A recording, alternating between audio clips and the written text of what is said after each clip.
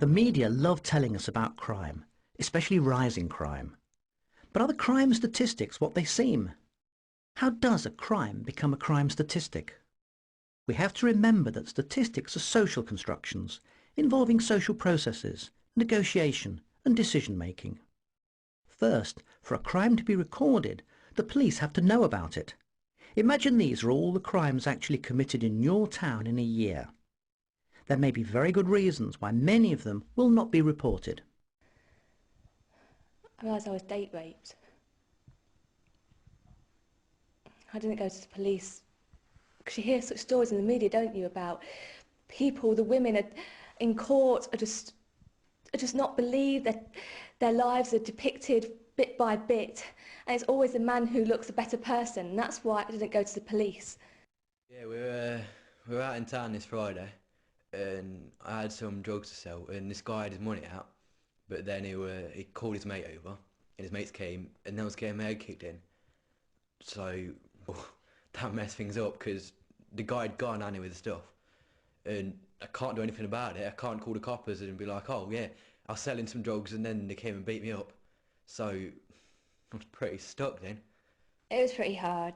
I was beaten up quite badly on a daily basis, and for anything that I did wrong. So like say once I was washing up and I smashed a glass and I was locked in a cupboard for like 2 days. I didn't go to school, but I was only little, so I didn't know anything was wrong. So no one tells you to go to the police or social services or Childline. You just don't know.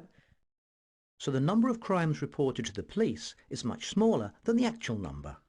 But that's not the end of the story. Sometimes reported crimes are not recorded. Right, I shared a flat with these 4 girls, right? And one of them, oh my God, she's just horrible. And she's been having all these fights with all these other girls. And one night, the other night, right, she came into my room with a knife. Right, with a knife, right? Just waving it about because I had used up the milk. I was just like, oh, and I rang the police. What did they do? What did they do? Nothing, right? Nothing. They said, go to college because it's a domestic. I was like, what? Right, the college helped me more than they did. Right, I come home one evening, and I know this is going to sound a little strange, but I looked in my garden and my plants weren't there. Now, I contacted the police, but they were reluctant to help, really. Now, I suspect it's been my neighbours, but, you know, you can't be sure. All the police said was, are you sure? You know, there's no sign of forced entry or anything. At the end of the day, all they were really interested in was convincing me to not take it any further.